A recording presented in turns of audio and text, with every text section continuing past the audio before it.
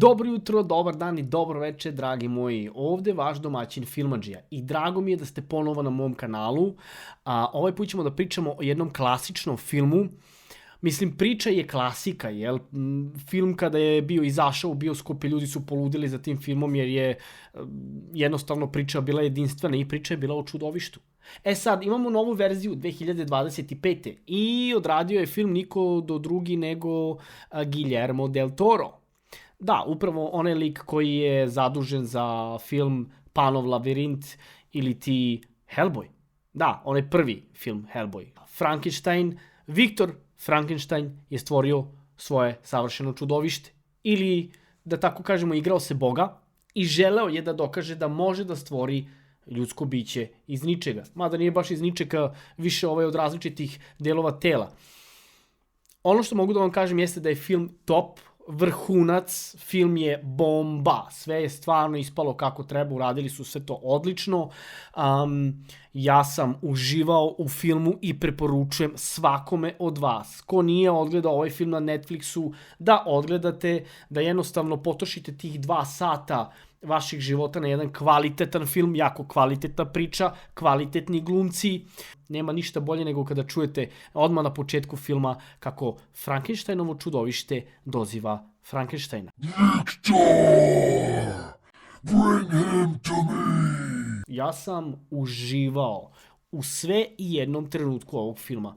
Ja sam poludeo za ovim filmom. Ja se jako nadam i verujem da će sledeći film koji sprema ta izdavačka kuća, pošto su se odlučili, kao što sam to pričao u jednoj mojoj epizodi, odlučili su se da izbace niz filmova kao što je Mumija, kao što je Frankenstein, kao što je Nevidljivi čovek, kao što je Jekyll and Hyde. I sad sledeći film koji izlazi, spremite se, u pitanju je niko drugi nego Hyde. Mislim da će tu Hyde da eksperimentiše i onda će u jednom trenutku da se jednostavno desi ta magija gde će pronaći taj čarobni napitak koji će promeniti njegovu anatomiju za uvek, to jest njegovo biološko to unutrašnje, jel?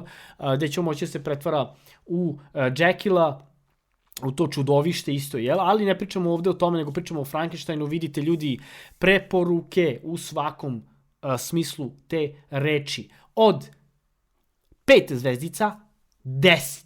Dobro, ajde, ne baš 10, stavit ćemo 5. Ali film me jako prijatno iznenadio. Držao mi je pažnju. Definitivno ću ga odgledati opet nekad u jednom trenutku. Verovatno kada moja deca dođu kod mene. Veliki pozdrav za Rome i Rafaelu.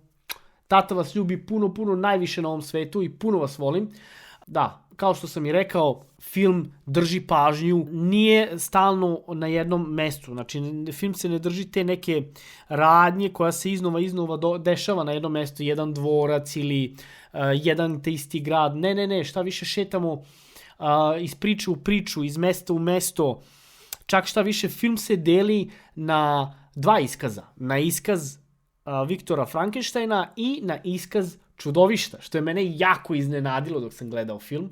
Tako da preporučujem u svakom slučaju da odgledate film, nebitno, možete i sa klincima, možete i sa prijateljima, možete i sa devojkom, sa ženom, sa bakom, sa sestrom, nebitno. Znači, film je stvarno ono, koliko da je nešto malo kao strašan, dosta je čudan, dosta je pa Guillermo del Toro, on je onako jedinstven režiser i on to kada radi, on uradi to da niko ne može da ponovi to posle njega. Delovi tela, sečenje, unutrašnjice i sve to je sve vidljivo u filmu, to se sve vidi, ali priča je jaka, konstantna je. Najviše na živce mi je išla žena Frankensteinovog brata u koju se on zaljubio. Neću vam puno otkrivati stvari, ali u svakom slučaju odgledajte film, uživat ćete u filmu. Šta više, ima dosta situacija gde ćete biti iznervirani, što je u stvari stvarno dobro, jer vama film pomera emocije.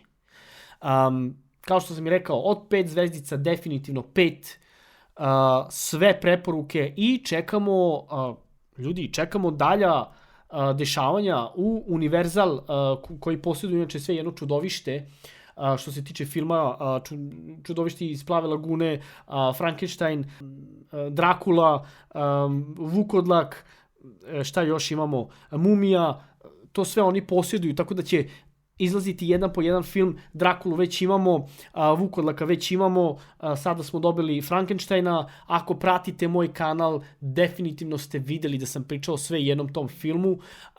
I sljedeće što izlazi je Dr. Jekyll and Mr. Hyde. Ko glumi glavnu ulogu? Vjerovatno ako ste već proverili moj kanal, videli ste ko glumi glavnu ulogu, ali ako niste, morat ćete da proverite moj kanal i da pogledate o čemu se radi.